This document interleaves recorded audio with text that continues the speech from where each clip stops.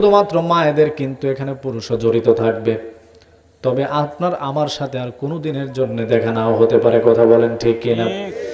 কিন্তু আজকের যেই কোরআনুল হাকিম থেকে যেই কথাগুলো বলবো, এটা যদি আপনার আমার জীবনে কোনো দিনের জন্য কাজে লেগে যায়, তাহলে আমার আল্লাহ তাআলা আপনার আমার প্রতি খুশি হয়ে যেতে পারে, কথা বলেন ঠিক কিনা? আমার নবীজি বলেছেন আদ-দায়ুসু লা ইয়াদখুলুল জান্নাহ, এটা হলো হাদিস। নবী বললেন আদ-দায়ুসু লা ইয়াদখুলুল জান্নাহ, দায়ুস কখনো জান্নাতি হতে পারবে না। সাহাবীরা প্রশ্ন করলেন, ইয়া রাসূলুল্লাহ, ইয়া হাবিবাল্লাহ, দায়ুস আবার কোন নারী যে জান্নাতে যেতে পারবে না?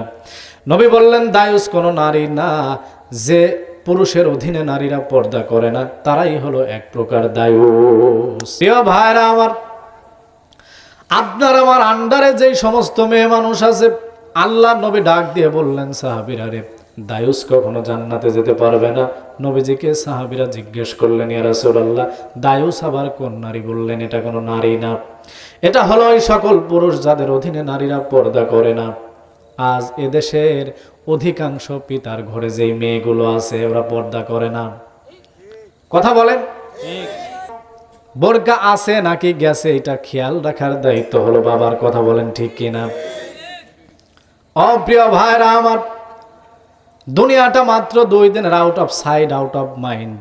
আপনি যখনই দুনিয়া থেকে বিদায় নিয়ে চলে যাবেন, আপনার বাবা, আপনার মা, আপনার বোন, আপনার ভাই, আপনার যত আত্মীয় স্বজন থাক না কেন, তারা কিন্তু আর আপনার কোনো খোঁজ নিতে পারবে না।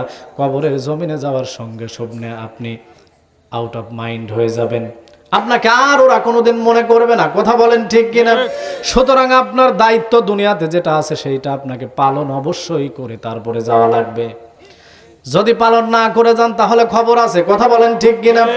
আজ এই যে যুব সমাজের উদ্যোগে, বড় পায় না, যুব সমাজের উদ্যোগে আমার মায়েরা যেই জালসার আয়োজন করলেন, আমি আমার মা এবং বোনদেরকে ডাক দিয়ে বলছি, আল্লাহ নবীজি ডাক দিয়ে বলেছেন প্রথমত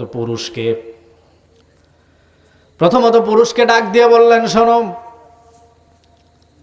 ওই সমস্ত পুরুষ জান্নাতে যেতে পারবে না যাদের অধীনে নারীরা পর্দা করে না।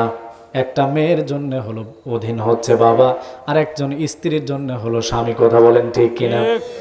আজ এদেশের অধিকাংশ স্বামী আছে, আজ এদেশের 80% স্বামী যারা আছে, এই সমস্ত স্বামীগুলো নিজের বউ যদি একটু সুন্দর হয়, তাহলে সুন্দর করে সাজায় গোছায় রূপ প্রদর্শন দেখানোর জন্য বাইরে নিয়ে যায়, কথা বলেন ঠিক কিনা? প্রিয় ভাইরা আমার, এই সমস্ত স্বামীকে আল্লাহ তাআলা আগে প্রথমে ধরবেন, এমন ধরবেন যে আল্লাহ তাআলা আর আপনাকে কোনোদিন ছোটাবে না। আপনার স্ত্রীকে আপনি মনে করেছিলেন কি সুন্দর রে, শুধুমাত্র আমিই দেখলাম, আর দেশের মানুষের হক নেই, যার কারণে সুন্দর করে সাজিয়ে গুছিয়ে আপনি পার্কে নিয়ে চলে গেলেন। অথচ আল্লাহর নবী বললেন যে আপনার আন্ডারে যেই স্ত্রী পর্দা করে না, স্ত্রীকে জাহান্নামে দেওয়ার আগে আমার আল্লাহ আপনারে জাহান্নামে দিবে।